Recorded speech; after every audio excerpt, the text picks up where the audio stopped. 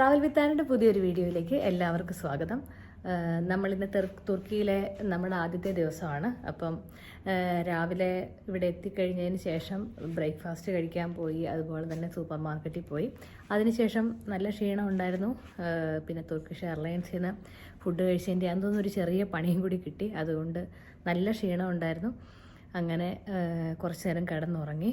ഇപ്പം സമയം ഏകദേശം 3 മണിയായി. ഉച്ചയ്ക്കത്തെ ഫുഡ് കഴിച്ചിട്ടില്ല. അപ്പം തുർക്കി വന്നു കഴിഞ്ഞിട്ട് ഇവിടുത്തെ ഫുഡ് മിസ്സാക്കാൻ പാടില്ലല്ലോ. അതിനിപ്പോൾ എന്ത് വയ്യാഴിക വന്നാലും ഫുഡ് മിസ്സാക്കാൻ പാടില്ല.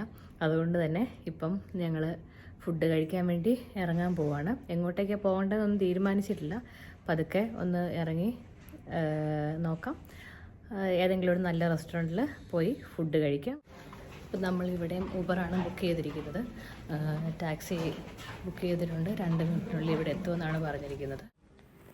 ഈ കാണുന്നത് ഈ റിസോർട്ടിൻ്റെ റിസപ്ഷൻ ഏരിയ ആണ്. ഇതാണ് നമ്മുടെ റിസോർട്ടിൻ്റെ ഫ്രണ്ടിലെ വ്യൂ. രാവിലെ വന്നപ്പം കറക്റ്റായിട്ട് കാണിക്കാൻ പറ്റിയില്ല. ഇത് വിയാലാൻഡ് അമ്യൂസ്മെൻറ്റ് പാർക്കാണ്. പക്ഷേ അത് ടെമ്പററി ആയിട്ട് ഇപ്പം ക്ലോസ് ചെയ്തിരിക്കുകയാണ്.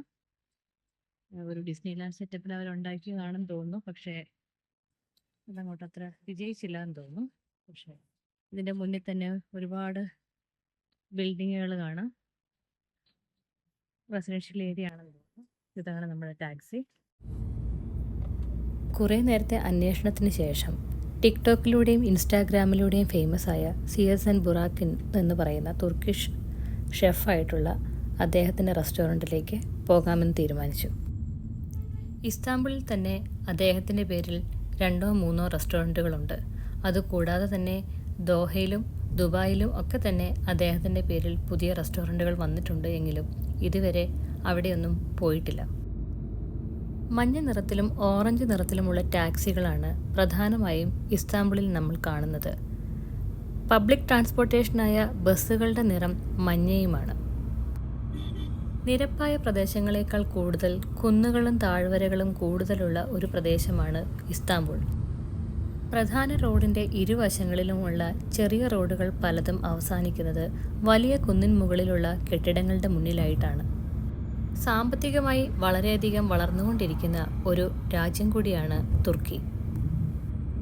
അവരുടെ ഒരു പ്രധാന വരുമാന മാർഗം ടൂറിസം തന്നെയാണ്.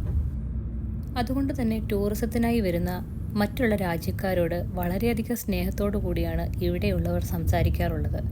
അവർക്ക് ഇംഗ്ലീഷ് ഭാഷ അത്ര വശമില്ല എങ്കിലും അവരെക്കൊണ്ട് പറ്റുന്ന രീതിയിൽ സൗമ്യമായ സ്വഭാവത്തോടു കൂടിയാണ് അവർ സംസാരിക്കുന്നത്. മാർച്ച് മാസം പകുതിയോടുകൂടിയാണ് ഞാൻ ഇസ്താംബുളിൽ എത്തുന്നത്. തണുപ്പ് കാലം മാറി വസന്തകാലത്തിൻ്റെ വരവാകുവാനുള്ള സമയമായി. തണുപ്പ് കാലം ആയിരുന്നതുകൊണ്ട് തന്നെ ഒരു മരത്തിൽ പോലും ഇലകളില്ല. അവയൊക്കെ തളിരിടാൻ തുടങ്ങുന്നതേ ഉള്ളൂ. ചെറി ബ്ലോസം എന്ന് തോന്നിപ്പിക്കുന്ന ധാരാളം മരങ്ങൾ റോഡിൻ്റെ ഇരുവശങ്ങളിലും നമുക്ക് കാണാം. അതുപോലെ തന്നെ വലിയ വലിയ കെട്ടിടങ്ങളും എല്ലാ റോഡുകളുടെയും സൈഡുകളിൽ നമുക്ക് കാണുവാൻ സാധിക്കും. യൂറോപ്പിലെ തന്നെ ഏറ്റവും വലിയ കോട്ട് പാലസായ ഇസ്താംബുൾ സരായിയാണ് ഈ കാണുന്നത്. 2011 ഈ ബിൽഡിങ്ങിൻ്റെ ഇനാഗുറേഷൻ കഴിഞ്ഞത്.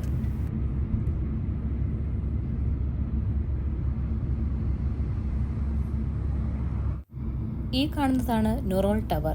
തുർക്കിയിലെ തന്നെ പ്രശസ്തരായ ഒരു കൺസ്ട്രക്ഷൻ കമ്പനിയുടെ ഹെഡ് ഓഫീസാണ് ഇത്.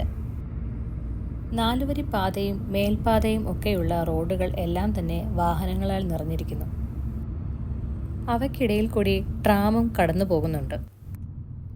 ഞങ്ങൾ താമസിച്ചിരുന്ന വയാലാൻഡിൽ നിന്നും ഏകദേശം 20 മിനിറ്റ് ടാക്സിയിൽ യാത്ര ചെയ്താൽ മാത്രമേ ഈ റെസ്റ്റോറൻറ്റിൽ എത്താൻ സാധിക്കുകയുള്ളൂ. ഈ ബസ് സ്റ്റാൻഡ് കണ്ടപ്പോൾ എനിക്ക് ഓർമ്മ വന്നത് ബാംഗ്ലൂരിലെ മജസ്റ്റിക് ബസ് സ്റ്റാൻഡാണ്. വൃത്തിയുടെ കാര്യത്തിലും ബസ്സുകളുടെ ലുക്കിൻ്റെ കാര്യത്തിലുമൊക്കെ മജസ്റ്റിക് ബസ് സ്റ്റാൻഡ് ഇതിൽ നിന്നുമൊക്കെ ഒരുപാട് വ്യത്യസ്തമാണെങ്കിൽ കൂടി 20 വർഷങ്ങൾക്ക് മുമ്പ് എപ്പോഴാണോ ബാംഗ്ലൂർ ചെന്നത് അന്ന് കണ്ട ആ ഒരു ഓർമ്മ ഈ ബസ്സുകളൊക്കെ കണ്ടപ്പോൾ എൻ്റെ മനസ്സിലേക്ക് കടന്നു വന്നു. പ്രായമായ സ്ത്രീകൾ റോഡിൻ്റെ വശങ്ങളിലിരുന്ന് പൂക്കൾ വിൽക്കുന്നു. പിന്നെ നമ്മുടെ നാട്ടിലെ പോലെ ഇവിടെയും ഭിത്തി മുഴുവനും പോസ്റ്ററുകളെല്ലാം ഒട്ടിച്ചു വെച്ചിട്ടുണ്ട്. ഇവിടെയും തെരഞ്ഞെടുപ്പിൻ്റെ സമയമായി എന്ന് തോന്നുന്നു. മെഡിക്കാന എന്നറിയപ്പെടുന്ന പ്രൈവറ്റ് ഹോസ്പിറ്റൽ ശൃംഖലകളുടെ ഒരു ഹോസ്പിറ്റലാണ് ഈ കാണുന്നത്. ഇന്ത്യയെപ്പോലെ തന്നെ മരുന്ന് നിർമ്മാണത്തിലും തുർക്കി എന്ന രാജ്യം വളരെ മുൻപന്തിയിലാണ് നിൽക്കുന്നത്. മിഡിൽ ഈസ്റ്റിലുള്ള പല രാജ്യങ്ങളിലെയും പ്രധാന മരുന്ന് വിപണനം നടക്കുന്നത് തുർക്കി പോലെയുള്ള രാജ്യങ്ങളിൽ നിന്നാണ്. അങ്ങനെ കുറച്ചു നേരത്തെ ഉബർ യാത്രയ്ക്ക് ശേഷം ഞങ്ങൾ സിയസൻ ബുറാക്കിൻ്റെ റെസ്റ്റോറൻറ്റിൽ എത്തി. അപ്പോൾ ഇത് സിയസൻ ബുറാക്കിൻ്റെ ഇസ്താംബൂളിലുള്ള ഒരു റെസ്റ്റോറൻ്റാണ്. അദ്ദേഹം ടിക്ടോക്കിലൂടെ ഫേമസ് ആയ ഒരു ഷെഫാണ്. നമ്മുടെയൊക്കെ നാട്ടിലെ ഷെഫ് പിള്ളയൊക്കെ പോലെ തന്നെ വേൾഡ് ഫേമസ് ആയിട്ടുള്ള ഒരു ഷെഫാണ്. ഖത്തറിലും ഇവരുടെ റെസ്റ്റോറൻ്റ് ഉണ്ട്. പക്ഷേ അവിടെയൊക്കെ നമുക്ക് പോയി കഴിക്കാമെന്ന് വെച്ചിട്ടുണ്ടെങ്കിൽ നമ്മുടെ കയ്യിൽ ഒതുങ്ങുന്ന കാര്യമല്ല. കാരണം അവിടുത്തെ ഏറ്റവും പോഷ് ഏരിയയിലാണ് നമ്മുടെ റെസ്റ്റോറൻറ്റ് സ്ഥിതി ചെയ്യുന്നത്. അപ്പം നമ്മുടെ ഫുഡ് വന്നിട്ടുണ്ട്. മട്ടൻ എനിക്കാണ് പറഞ്ഞിരിക്കുന്നത്, അതുപോലെ ചിക്കൻ മരിയയ്ക്കും. തുർക്കിഷ് ബാർബിക്യൂവും ഷവർമയും മാത്രം ഓർഡർ ചെയ്തിട്ടുള്ള ഞങ്ങൾക്ക് ഈ തുർക്കിയിൽ വന്നിട്ട് പല ഐറ്റംസിൻ്റെയും പേരുകൾ ആദ്യമായിട്ട് കേൾക്കുന്നവയായിരുന്നു. അതുകൊണ്ട് മെനുവിൽ കണ്ട ഏതോ ഒരു ഫുഡ് ഓർഡർ ചെയ്യുകയായിരുന്നു. വന്നപ്പോഴേ മരിയയുടെ പേരെഴുതി കൊടുക്കാൻ അവർ പറഞ്ഞിരുന്നു. അത് ഇങ്ങനൊരു സർപ്രൈസ് തരാൻ വേണ്ടിയാണെന്ന് അറിയില്ലായിരുന്നു. ഇവിടെ വരുന്ന വിസിറ്റേഴ്സിനൊക്കെ അവരിങ്ങനെ ചെയ്തു കൊടുക്കുന്ന ഒരു ശീലമുണ്ടത്രേ. നീളത്തിൽ ഒരു ബ്രെഡ് ഉണ്ടാക്കി എള്ളുകൊണ്ടാണ് മരിയയുടെ പേര് അതിൽ എഴുതിയിരിക്കുന്നത്. ഈ പരിപാടി ഞങ്ങൾക്ക് ശരിക്കും ഇഷ്ടപ്പെട്ടു. എനിക്ക് പക്ഷേ ശരിക്കും ഗൈസ് ഈ അദ്ദേഹത്തെ കണ്ടിട്ട് ബുറാക്ക് തന്നെയാണോ എന്ന് സംശയമുണ്ട്. കാരണം അദ്ദേഹത്തിൻ്റെ നിനക്കുണ്ടോ സംശയം? മരിയയ്ക്കുണ്ടോ സംശയം? നിങ്ങൾ തന്നെ പറയണേ, ഇത് ശരിക്കും സിയസൻ ബുറാക്കാണോ അതോ വേറെ വല്ലവരും ആണോ? ഞങ്ങൾക്ക് അബദ്ധം പറ്റിയതാണോ എന്ന് ഞങ്ങൾക്കൊരു ചെറിയ സംശയം ഇല്ലാതെയില്ല. നമുക്ക് ഫുഡ് കഴിക്കാനാണ് വന്നത്. അപ്പം സിയസൻ ബുറാക്കിൻ്റെ ആണെങ്കിൽ അത് ഒരു വെടിക്ക് 2 പക്ഷേ ആകുമല്ലോ എന്ന് വിചാരിച്ചിട്ട് വന്നതാണ്. സിയസൻ ബുറാക്കിൻ്റെ എല്ലാ റെസ്റ്റോറൻറ്റുകളിലും ഇതുപോലെ അദ്ദേഹം സെലിബ്രിറ്റികളുടെ കൂടെ നിൽക്കുന്ന ഫോട്ടോകൾ വെക്കാറുണ്ട്.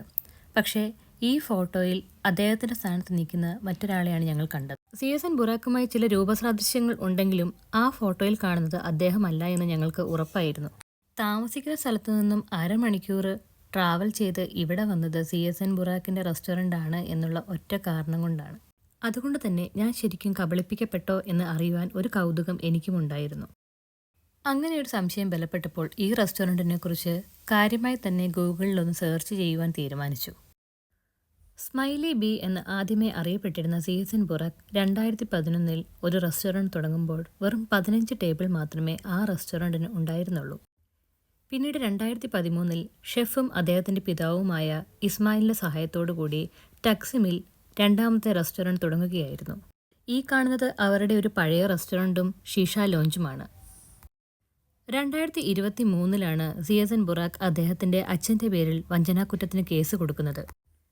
താൻ അറിയാതെ തൻ്റെ കമ്പനിയുടെ പേര് മറ്റൊരു വിദേശ വ്യവസായിക്ക് വിറ്റു എന്നുള്ളതായിരുന്നു അച്ഛൻ്റെ പേരിൽ അദ്ദേഹം കൊടുത്ത കേസ്. അദ്ദേഹത്തിൻ്റെ പിതാവ് അത് നിരസിച്ചു എങ്കിലും ആ പേരിലുള്ള കേസ് ഇപ്പോഴും നടന്നുകൊണ്ടിരിക്കുകയാണ്. അങ്ങനെ ആ അച്ഛനും മകനും വേർപിരിയുകയും ഈ റെസ്റ്റോറൻറ്റ് അദ്ദേഹത്തിൻ്റെ അച്ഛൻ്റെ പേരിലാവുകയും ചെയ്തു. അങ്ങനെ സിയസൻ ബുറാക്കിൻ്റേതെന്ന് കരുതി അദ്ദേഹത്തിൻ്റെ അച്ഛൻ്റെ റെസ്റ്റോറൻറ്റിൽ കയറി ഫുഡ് കഴിച്ച വേറെ മലയാളികളുണ്ട് എന്ന് എനിക്ക് തോന്നുന്നില്ല. പിന്നെ ഒടുവിൽ മരിയ ചോദിച്ചതുപോലെ എവിടെയാണെങ്കിലും ഭക്ഷണം കഴിച്ചാൽ പോരെ എന്നുള്ള ആ ഒരൊറ്റ സമാധാനത്തിൽ അവിടെ കിട്ടിയ ഭക്ഷണവും കഴിച്ച് ഞങ്ങൾ പതുക്കെ ഇറങ്ങി. ഞങ്ങൾ ഇവിടുന്ന് ഫുഡ് കഴിച്ചിട്ട് ഞങ്ങൾ പതുക്കെ തിരിച്ചു പോവുകയാണ്. ഫുഡൊക്കെ നല്ലതായിരുന്നു.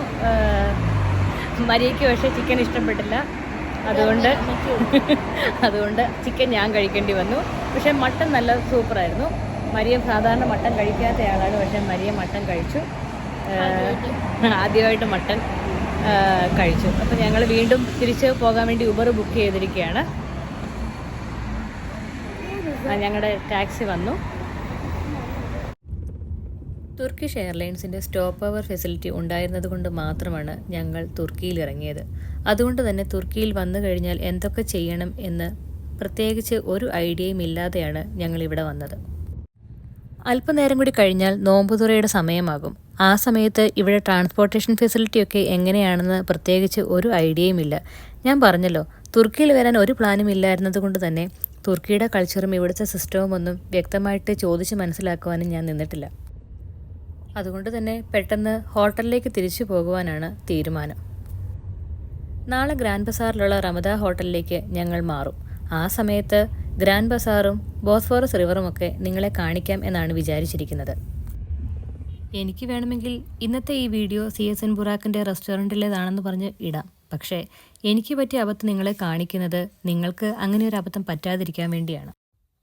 ഞങ്ങളുടെ ഈ ചെറിയ വീഡിയോ നിങ്ങൾക്ക് ഇഷ്ടമായി എന്ന് കരുതുന്നു. പുതിയ വീഡിയോയും കാഴ്ചകളുമായി വരും വരെ it's me and signing off.